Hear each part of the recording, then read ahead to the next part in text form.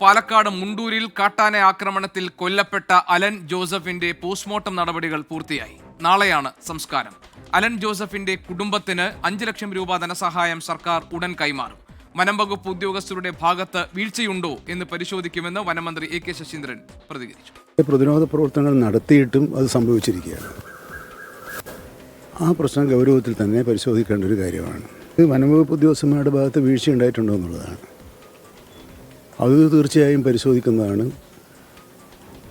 വീഴ്ച സംഭവിച്ചിട്ടുണ്ടെങ്കിൽ കൃത്യമായ നടപടി സ്വീകരിക്കുന്നതിന് ഗവൺമെൻറ്റിന് യാതൊരു ബുദ്ധിമുട്ടുമില്ല. കളക്ടറുടെ റിപ്പോർട്ട് കൂടി തേടാനാണ് ഇപ്പോൾ തീരുമാനിച്ചിട്ടുള്ളത്.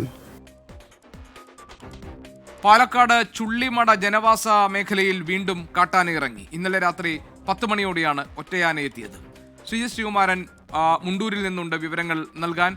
ശ്രീജിത്ത്, ആദ്യം ഈ അലന്റെ മരണവുമായി ബന്ധപ്പെട്ട കാര്യത്തിൽ എന്താണ് മന്ത്രി പറഞ്ഞത്? കാട്ടാന ആക്രമണത്തിൽ അതിൻ്റെ ഒരു കാട്ടാന ഭീതിയിലാണോ മുണ്ടൂരിലെ നിവാസികൾ? CPM-ന്റെ ഹർത്താലുണ്ട്, എന്തൊക്കെയാണ് വിവരങ്ങൾ?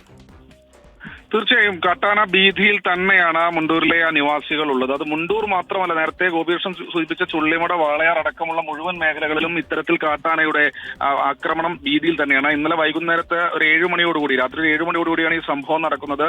അമ്മയെ രക്ഷിക്കാനുള്ള ശ്രമത്തിനിടെയാണ് ഇത്തരത്തിൽ അലൻ ജോസഫിന് കാട്ടാനയുടെ കുത്തേൽക്കുന്നത്.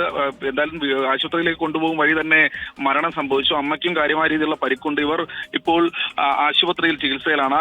തൃശൂർ മെഡിക്കൽ കോളേജ് ആശുപത്രിയിലാണ് അമ്മ വിജി ഇപ്പോൾ ഉള്ളത്. എന്തായാലും മൃതദേഹത്തിന്റെ പോസ്റ്റ്മോർട്ടം നടപടിക്രമങ്ങൾ അല്പസമയം മുൻപ് പൂർത്തീകരിച്ചു. ആദ്യഘട്ടത്തിൽ തന്നെ ബന്ധുക്കളടക്കം വലിയ പ്രതിഷേധം ഉയർത്തിയിരുന്നു. ഇന്ന് CPM-ന്റെ ഹർത്താലാണ് ആ മേഖലയിൽ നടക്കുന്നത്.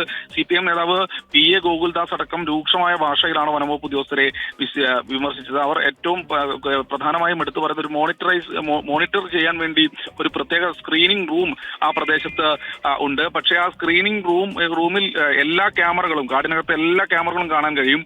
ഈ ക്യാമറകൾ നോക്കി കാട്ടാനകളെ കൃത്യമായി തുരത്താൻ കഴിയണം എന്നാണ് ആവശ്യം. പക്ഷേ അതിൽ കൃത്യമായ രീതിയിലുള്ള വീഴ്ച നടക്കുന്നുണ്ടെന്നാണ് CPM നേതാവ് PA ഗോകുൽദാസ് ആരോപിച്ചത്. അല്പസമയം മുൻപ് BJP-യുടെ ഒരു വലിയ മാർച്ച് DF ഓഫീസിന് മുൻപിലേക്ക് BJP ഈസ്റ്റ് ജില്ലാ പ്രസിഡന്റ് പ്രശാന്ത് ശിവന്റെ നേതൃത്വത്തിൽ നടന്നു. പ്രവർത്തകർ പോലീസുമായി വലിയ തോതിൽ ഉന്തും തള്ളും ഉണ്ടായി.